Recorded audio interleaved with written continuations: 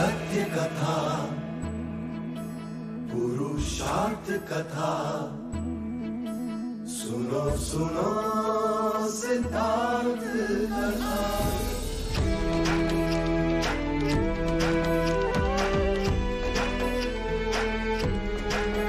संसार में दुख का कारण क्या, संताप शोक का निवारण क्या।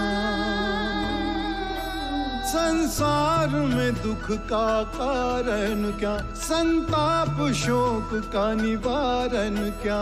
इस खोज में सब कुछ त्याग दिया, हर वैभव से वैराग लिया। वो सृष्टि से संयुक्त हुए, सिद्धार्थ से गौतम बुद्ध हुए।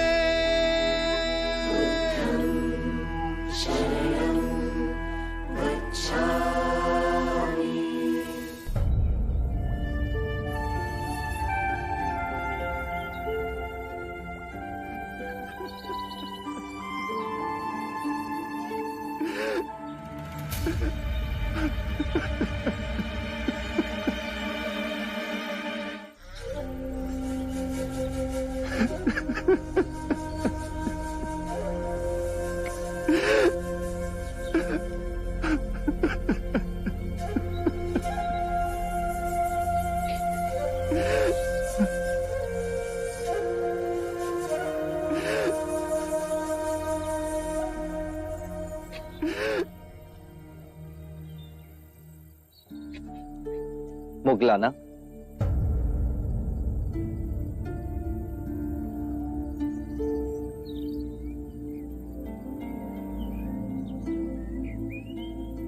इस विषाद का कारण?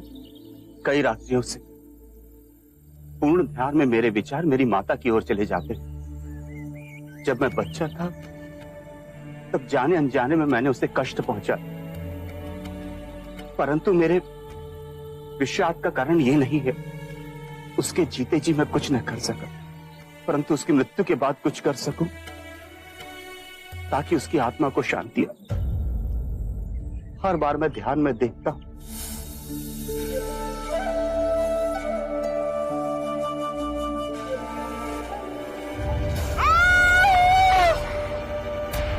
माते। इस दृष्टांत ने मुझे बहुत व्यथित कर रखा है बुद्ध। इसका क्या अर्थ है?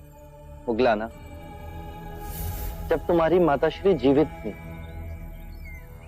तो क्या उन्होंने बुरे कृत्य किए?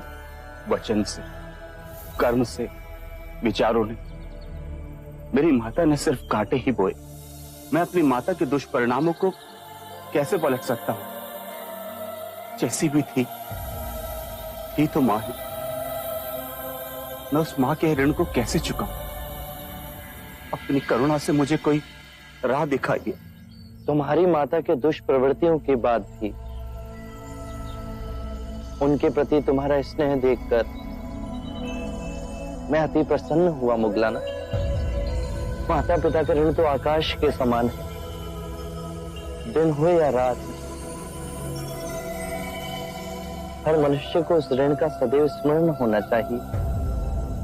माता पिता को सच्ची श्रद्धांजलि है कि अपने जीवन को आनंद और संस्कार से जियो, सत्कर्म करो और अपने पुण्यों को माता पिता को समर्पित कर दो। तुम्हारा जीवन तो ऐसा ही है मुगलाना। तुम सेवा, समर्पण, शांति का आदर्श जीवन जी रहे हो। यदि तुम अपने पुण्यों को अपने माता पिता को समर्पित करोगे तो उनके पाप भी कम हो जाएंगे। धन्य हुआ मैं। पवर्ण दिवस पर तुम और संघ के सभी भिक्षु तुम्हारी माता के रूपांतरण के लिए प्रार्थना समर्पित करेंगे। गहन ध्यान और शुद्ध मन से की गई प्रार्थना में बहुत शक्ति है मुगलाना। वो तुम्हारी माता के सभी पापों को गला देगी, उन्हें धर्म की राह पर ले आएगी।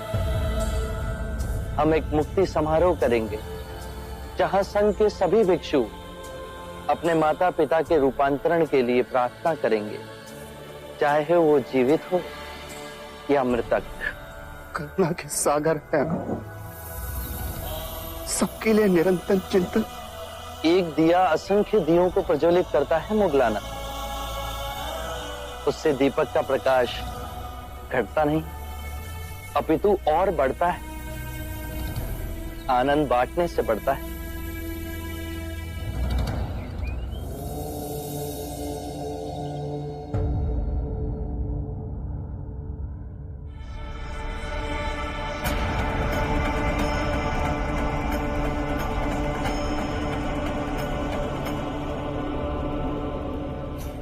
महाराज, मैं ये क्या सुन रहा हूं?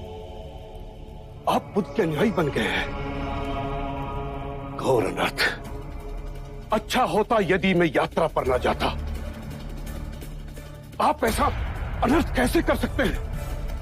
आप अपने धर्म को कैसे छोड़ सकते हैं? क्षत्रियों का धर्म आपके लिए सर्वोपरि है।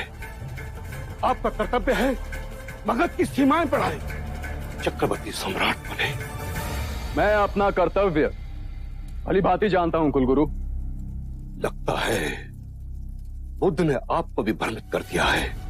सम्मोहन शक्ति है उसके पास, आपके पिता की तरह आपको भी भ्रमित कर रहा है। कृपया कर बुद्ध पर झूठे लांछन ना लगाएं। महाराज, मैं सत्य कह रहा हूं। बुद्ध ने केवल ऐसी बातें कही हैं जिससे अनेकों प्रश्न उठ रहे हैं, परंतु उत्तर नहीं मिला। जैसा कि ये संसार शाश्वत है या नश्वर, सृष्टि सीमित है या अनंत, शरीर आत्मा दो है या एक, मृत्यु के पश्चात हमारा अस्तित्व रहता है या विनाश हो जाता है। मैं इन किसी भी प्रश्नों का उत्तर नहीं दूंगा कुलगुरु। ये सब आपकी बुद्धि की उपज है। बुद्ध ने कभी भी अपने उपदेश में इन बातों को तनिक तूल नहीं दिया। यदि शाश्वत प्रश्नों का बुद्ध के पास स्थूल नहीं है, तो वो किन विषय पर उपदेश देते हैं? उनके प्रवचनों का हमें क्या लाभ? बुद्ध कहते हैं कि अपने शरीर, अपनी श्वास को साधो, उससे अपने अंतर्मन को छिन्न भिन्न करती विभिन्न भावनाओं को समझोगे, दुख और संताप पर विजय पाओगे। जीवन की छोटी छोटी अनेक लहरों के थपेड़ों में सजग और ध्यानपूर्ण जियोगे। बुद्ध जीवन से मुंह मोड़ने को नहीं कह रहे, चेतना से जीने को कह रहे हैं। कुलगुरु, जीवन इन्हीं छोटी छोटी बातों का बहुमूल्य रत्नकोश है, ना कि बड़ी सैद्धांतिक बातों का। छोटे छोटे लोग छोटी छोटी खुशियों के साथ जीते हैं, परंतु आप तो सम्राट हैं। आपका स्तर इस मगध में सबसे सर्वोपरि है। स्तर का विचार भी मनुष्य बुद्धि की उपज है। लगता है महाराज, आप विनाश की ओर जा रहे हैं। एक क्षत्रिय होकर ज्ञानियों जैसी बातें कर रहे हैं आप। क्षत्रिय और ब्राह्मण, ये अंतर भी मनुष्य बुद्धि ने पैदा किया। मुझे बुद्ध के चरणों में शांति मिली। महाराज, यदि आपको शांति चाहिए तो मैं इसके कई उपाय आपको बता सकता हूं। आपसे केवल मुझे अशांति ही मिली है कुलगुरु। आप क्या मुझे शांति देंगे? आपकी बातों में मैं अपने धर्मपरायण पिता की मृत्यु का कारण बना। आंखें मूंदता हूं तो महाराज बिंबिसार की प्रेम भरी मूरत छुप छुप कर मुझे निहारती दिखाई देती है। न रातों को नींद है, न दिन को चैन है। क्षमा करिए महाराज, एक ब्राह्मण हूं, सत्य कहने से संकोच नहीं करूंगा। इस विषाद का कारण पितृ हत्या का पछतावा नहीं, अम्रपाली के भिक्षुणी बनने का आघात पहुंचा है आपको। कुलगुरु,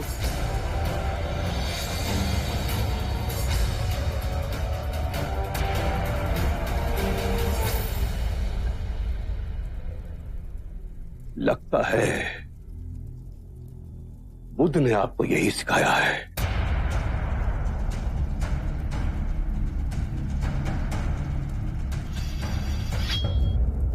मगध के लोगों को आपसे बहुत सारी आशाएं थी, परंतु आप हमारा ही दमन कर रहे हैं। चलिए ऐसा ही सही, हम इसके लिए भी तैयार हैं।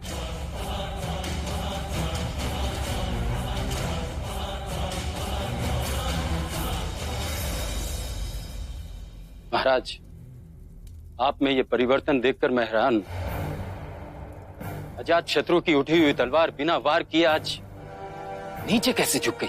मुझे कुलगुरु की हत्या करने में तनित संकोच न होता, किंतु यदि ऐसा करता तो मेरे गुरु बुद्ध का अपमान होता। बड़े ऊंचे स्वर में बोल कर गए हैं कुलगुरु। कोई मुझे कितना भी उत्तेजित क्यों ना कर ले, मैं अब कभी हिंसा के मार्ग पर नहीं जाऊंगा। जो मार्ग मेरे गुरु दिखाएंगे उसी मार्ग पर चलूं।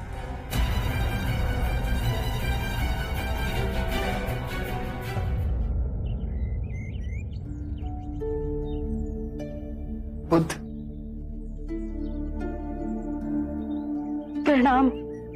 आपके परम भक्त सुदत की पत्नी पुण्य लक्ष्मी आई है। क्या हुआ बहन? और सुदत कैसा है? प्रभु, आपके परम सेवक सुदत अब अपनी अंतिम सांसें गिन रहे हैं। मृत्यु के भयंकर क्षणों में उनका मन केवल आपकी ओर मुड़ रहा है। कृपा करें प्रभु, कृपा करें। हम तो सांसारिक है, किंतु मेरे स्वामी ने आपकी सेवा में सदैव अपने आप को न्योछावर किया है। उनको अंतिम सांसों में अपने दर्शन दीजिए प्रभु, अपने दर्शन दीजिए। सुदत ने निस्वार्थ भाव से मेरी और मेरे भिक्षुओं की सेवा की। निर्धनों को दोनों हाथों से धन बांटा, हमारे लिए विहार का निर्माण कराया। ऐसे दिव्य व्यक्ति के दर्शन पाने को मैं स्वयं जाऊंगा। वो आएंगे ना? मेरे प्राण छटपटा रहे उनके एक दर्शन के लिए।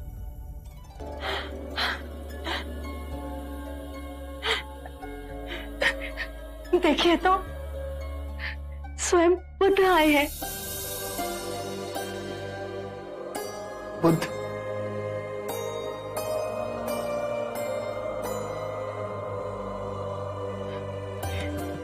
आप आ गए।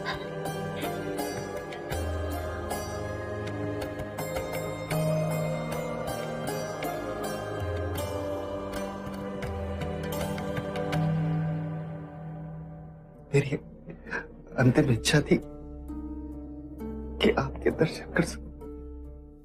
कैसे ना आता सुदत, तुम्हारे प्रेम और सेवा ने तो मुझे तुम्हारा ऋणी बना दिया है। इतने उद्विग्न क्यों? क्या मृत्यु से भय लग रहा है? बुद्ध, भय तो लग रहा है,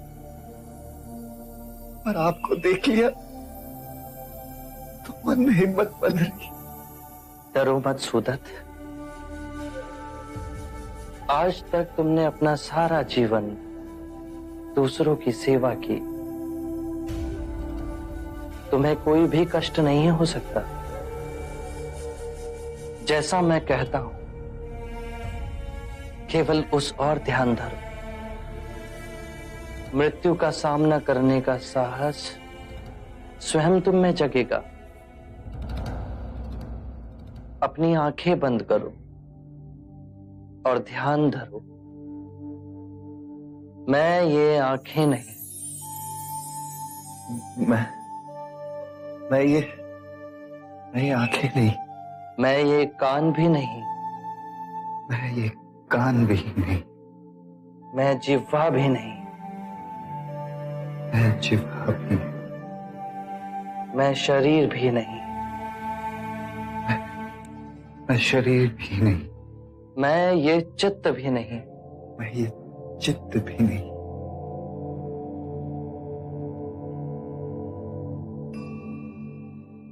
ध्यान नहीं लग रहा। ध्यान केंद्रित करो सुदत्त, अपनी आंखें बंद करो। जो मैं देखता हूं वो मैं नहीं। जो मैं सुनता हूं वो मैं नहीं। जो गंध आ रही है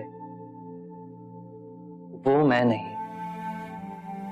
जो स्वाद, स्पर्श, विचार उठ रहे हैं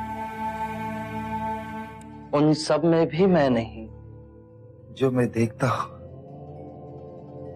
वो मैं नहीं। जो मैं सुनता हूं वो भी मैं नहीं। जो गंध आ रही है वो भी मैं नहीं। जो स्वाद, स्पर्श और विचार उन सब में मैं नहीं। मैं ये दृष्टि नहीं, ध्वनि नहीं, सुगंध नहीं, विचार नहीं, स्वाद नहीं, मन नहीं। सुगंध नहीं, स्पर्श नहीं, मन नहीं। आगे बोलिए बुद्ध। मैं पृथ्वी तत्व नहीं। मैं आकाश भी नहीं। मैं वायु भी नहीं।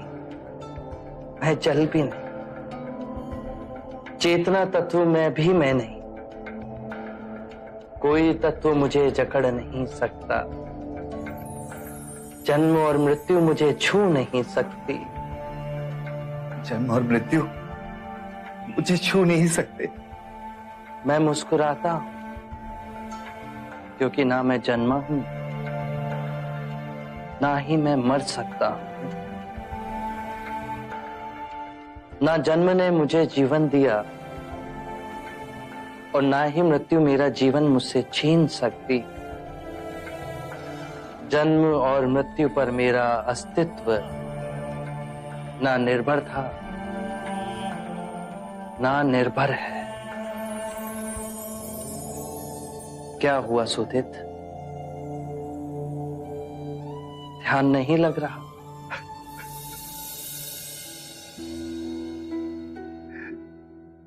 ध्यान तो लग रहा है प्रभु।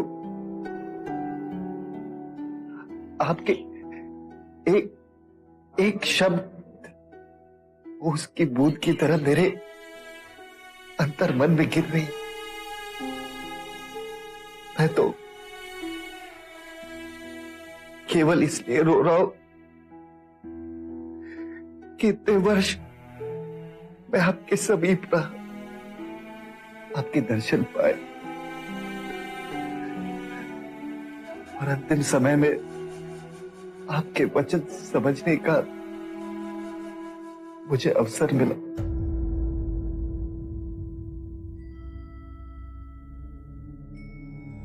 धन्य है बुद्ध, धन्य है आप। आपने मृत्यु के भय से, जिसने मेरे प्राणों को जकड़ लिया था, उसे मिटा दी। अब इस संसार से विदा होते हुए आखिरी क्षण तक मैं केवल आपको देखना चाहता हूं।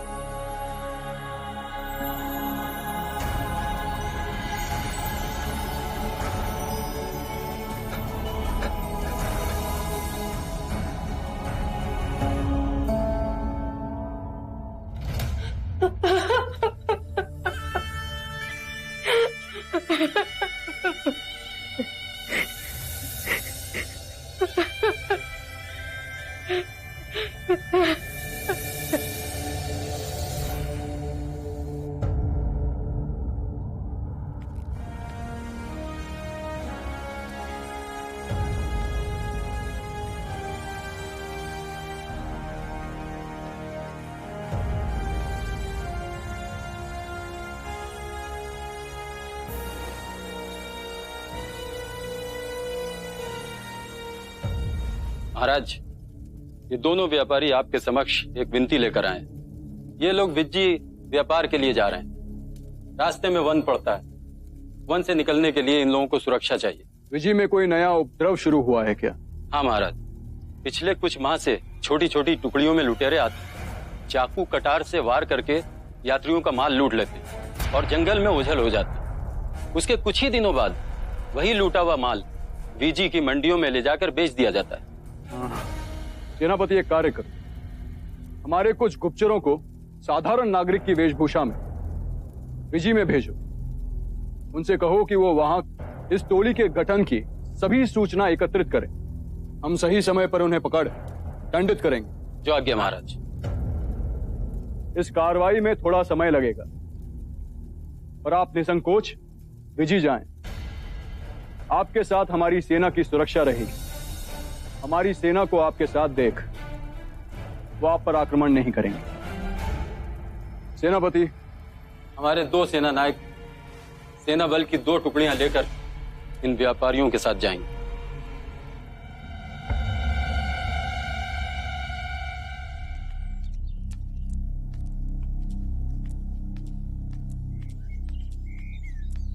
मित्र, हम ये सोच रहे थे कि हमने ये क्या जीवन पाया है।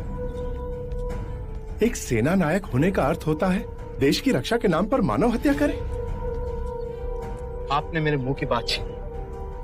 महाराज, अजत शत्रु का अनुमान गलत है। विजी के लुटेरे बहुत बेधड़क हैं। वो हमें देखकर भय से डरकर भाग नहीं जाएंगे। वो अपनी सत्ता जमाने के लिए हमसे युद्ध लड़ेंगे और हमें ना चाहते हुए उनका वध करना पड़ेगा। इसके पश्चात ये व्यापारी धन कमाने के लिए जुट जाएंगे और मानव हत्या के पाप का बोझ ढोने के लिए हमें छोड़ दिया जाएगा। सत्य कहा आपने मित्र। अब हमें ये पाप का बोझ उठा के लगता है पूरा जीवन व्यतीत करना पड़ेगा। मृत्यु के पश्चात हमें स्वर्ग नहीं नर्क मिलेगा। महाराज ने तो मुक्ति का मार्ग खोज लिया है और स्वयं बुद्ध के अनुयायी बन बैठे। इतने सारे पाप करने के बाद भी वे मुक्ति के मार्ग पर चल पड़े हैं, तो क्या हमें मुक्ति नहीं मिलेगी? सत्य कहा। महाराज ने तो पंचशील के सिद्धांतों का पालन कर अहिंसा का मार्ग अपना लिया और हमें हिंसा के मार्ग पर भेज रहे हैं। आप अपनी जगह सही हैं, पर जब तक हम सैनिक हैं, हम महाराज की आज्ञा का उल्लंघन नहीं कर सकते। ये देशद्रोह कहलाएगा। इसलिए हमें कोई और मार्ग ढूंढना पड़ेगा जिससे हमें मुक्ति मिल सके।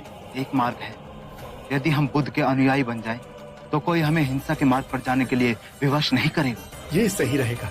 आज ही हम दीक्षा लेकर भिक्षु बन जाएंगे ताकि आने वाले जीवन में हमें भी मुक्ति मिल सके। चलिए।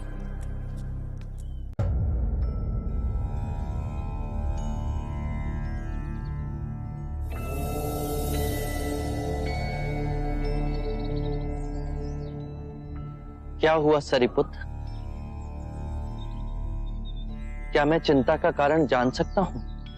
बुद्ध, मेरी माँ बहुत दिनों से अस्वस्थ है। मेरे गांव नाला में उसकी देखभाल करने वाला कोई नहीं। यदि आप आज्ञा दें तो। इसमें आज्ञा कैसी सरिपुत्र? माँ की सेवा से उत्तम कोई और कार्य नहीं। सेवा भी एक विशेष अवसर है सरिपुत्र। यदि सच्चे हृदय से सेवा की जाए तो उसमें भी ध्यान साधा जा सकता है। कोई वचन जिससे मेरी माँ को शांति मिले? मन और शरीर के स्वास्थ्य का रहस्य है कि जो बीत गया उसका ना शोक मन में और ना ही आने वाले कल की चिंता। जिस क्षण में हो, जो क्षण तुम्हें मिला है, जो तुम्हारे समक्ष है, उसी क्षण को पूर्ण ध्यान पूर्वक और पूर्ण समझ द्वारा जी लो।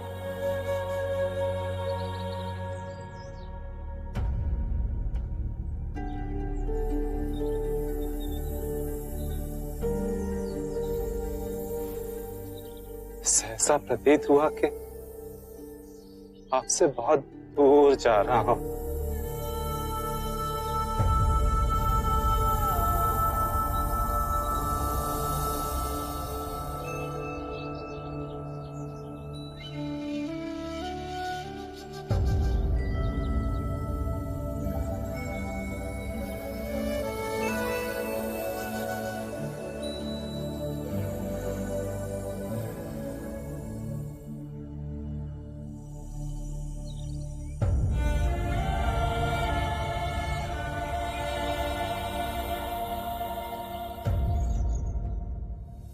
सब अपनी चिंता, व्यथा, शोक ले आपके पास आते हैं। आप इन्हें धीरज बांधते थकते नहीं। यदि तुमने पूर्ण हृदय से स्वयं से प्रेम किया है तो तुम किसी को दुखी नहीं देख सकोगे। बुद्ध, बहुत से ज्ञानी देखे पर आप सा कोई ना देखा। अजात शत्रु, चाहे जितनी भी धार्मिक पुस्तकें पढ़ो, उन्हें चाहे जितना भी कंठस्थ करो, यदि वो तुम्हारे जीवन के कृत्य ना बने तो सोचना कुछ नहीं हुआ। तुम भी किसी दुविधा में दिख रहे हो अजात शत्रु। बुद्ध, आप तो मन की बात पढ़ लेते हैं। मगध के कुलगुरु ने अपना पूरा जीवन देश को समर्पित कर दिया। उनकी सहायता मगध के लिए आवश्यक है, परंतु तुम मेरे अनुयायी बने, इससे वो क्रोधित है। जी बुद्ध, हम एक मत से कार्य नहीं कर पा रहे। मगध के कुलगुरु और मगध के ब्राह्मणों के साथ मेरे संबंध में कटुता आई। ये मतभेद बढ़ते गए तो दो बातों की लड़ाई में मगध की प्रजा व्यर्थ ही पिस जाएगी। यदि तुम्हारे अंतर में मतभेद को मिटाने की आस्था है तो मेरे पास एक उपाय है अजात शत्रु। कृपया बताएं। पहला, दोनों पक्ष आमने सामने बैठ सबके समक्ष ये बताएं कि विवाद क्या है।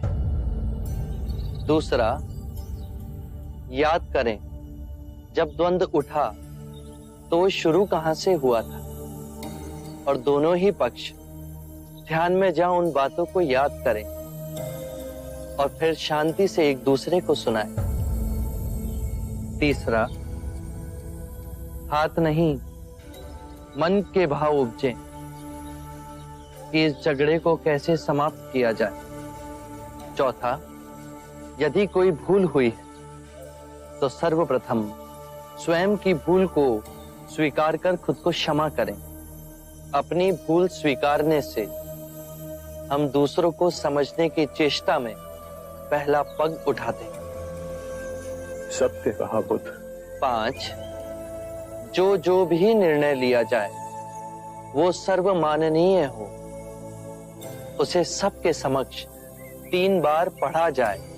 यदि कोई भी व्यक्ति आपत्ति के लिए हाथ ना उठाए तो उसे अंतिम निर्णय समझा जाए। 6, जो सर्वमाननीय है उस पर दोनों पक्ष पूर्ण मन से चल एक दूसरे से मैत्री करें। 7वां, जब हमारे कपिलवस्तु में किसानों में झगड़ा होता है तो उनमें जो सबसे वृद्ध किसान है, जिसका सब सम्मान करते हैं, आदर करते हैं, वो कहता है शत्रुता समाप्त करो, मिट्टी डालो, पुआल डालो। ये बहुत सूचक है अजात शत्रु। मिट्टी डालने से अग्नि बुझती है, कीचड़ पर पुआल डाल उस पे चल रास्ता बनाया जा सकता है। एक दूसरे के समीप आने का कितना सुंदर उदाहरण है ये। बुद्ध, आपके ये सूत्र विश्व में शांति की क्रांति लाएंगे।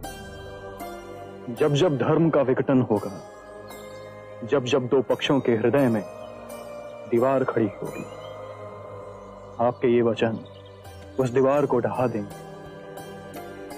मैत्री और सामंजस्य विकसित होगा।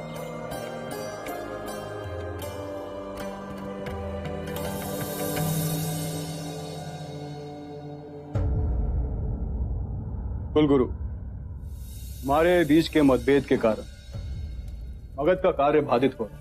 यदि हम प्रेम पूर्वक अपने मतभेद को दूर कर लें तो सबका भला हो।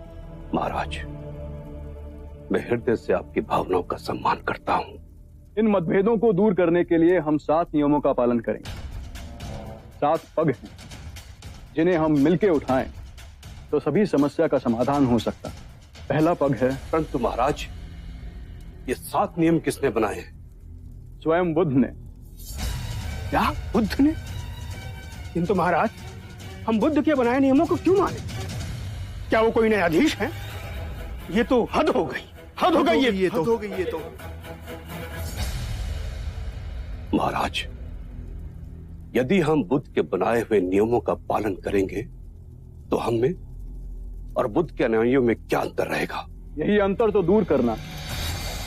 महाराज, बुद्ध ने जो परम सत्य का मार्ग पाया, उसकी मूल जड़ में हम ब्राह्मणों का खंडन है। वो हमारी भावनाओं का अनादर करता है, वो हमारी संस्कृति का आदर नहीं करता है। फिर वो तटस्थ नियम कैसे बना सकता है? बहुत बड़ी भूल कर रहे हैं आप। बुद्ध ने कभी भी ब्राह्मणों के लिए कोई अपशब्द नहीं कहे।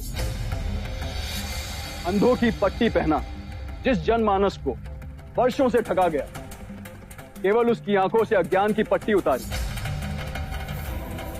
मनुष्य द्वारा निर्मित अंतर और भेदभाव, जिसकी आड़ में मानव ने मानव का शोषण किया, उसे मिटाया है। यही परम सत्य है। आप सब धन और ऐश्वर्य में जी रहे हैं। इससे पहले कि आप बुद्ध की गरिमा पर उंगली उठाएं, मैं आपको यह बता दूं कि मैंने स्वयं अपना राजमुकुट बुद्ध के चरणों में रखा था,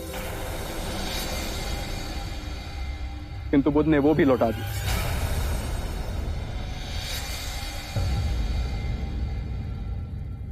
सत्ता की, बल की लालसा बुद्ध को छू नहीं सकती। वैसे ही जैसे दुर्गंध भरी वायु बुद्ध के समीप नहीं आ सकती। वो राजाओं के राजा हैं, जो सब त्याग निर्धन बने। उनमें अधिक आत्मिक शक्ति है कि हम सब में।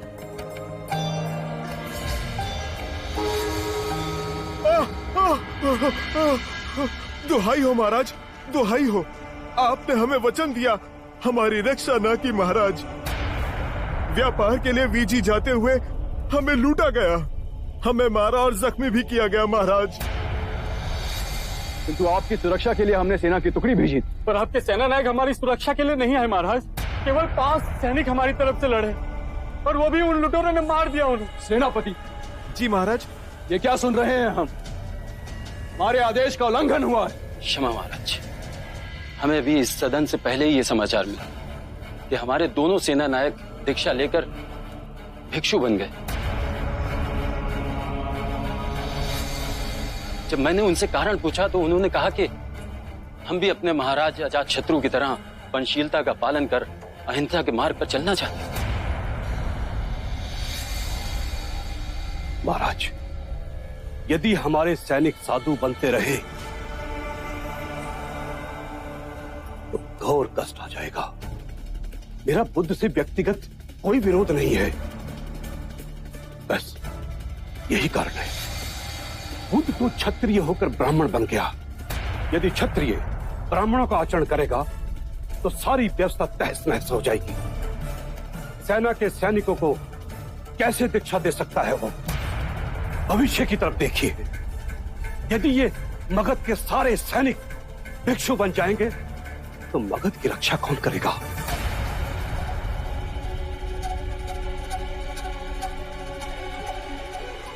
गुरुदेव, कुलगुरु का कथन चिंता योग्य है। यदि रक्षा करने वाले हथियार डाल दें तो रक्षा करेगा कौन?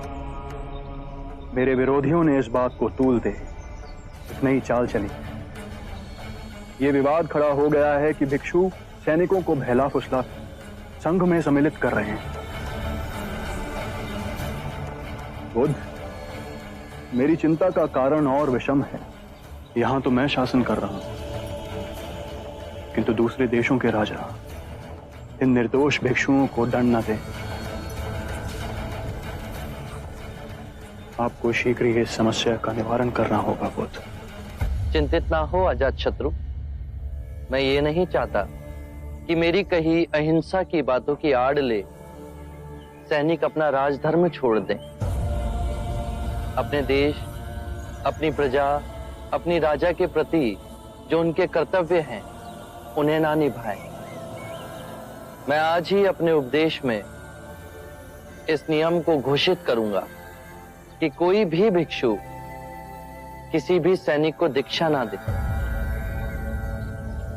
आनंद, सभी संघों में यह घोषणा पहुंचा दो।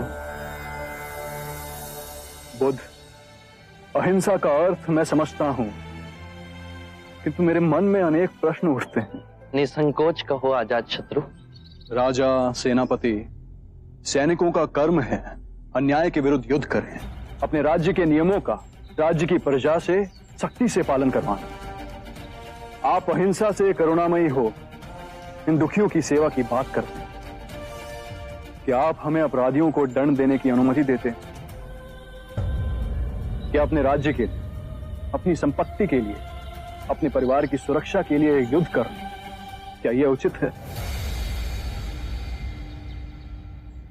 एक बार की घटना है आजाद शत्रु। एक गांव में एक विषैला सर्प था। न जाने वो कितने लोगों को काट मृत्यु के घाट उतार चुका था। सभी गांव वाले उससे बहुत भयभीत थे। वो जिस वृक्ष के तने में रहता था वहां बच्चे खेलने से भी डरते थे। एक बार ऐसा हुआ, एक भिक्षु वहां से गुजरा और उस वृक्ष की छांव में विश्राम करने के लिए बैठा। सांप उसे काटने के लिए बाहर निकला तो भिक्षु को उद्विग्न ना होते हुए देख सर्प अचंभित हुआ।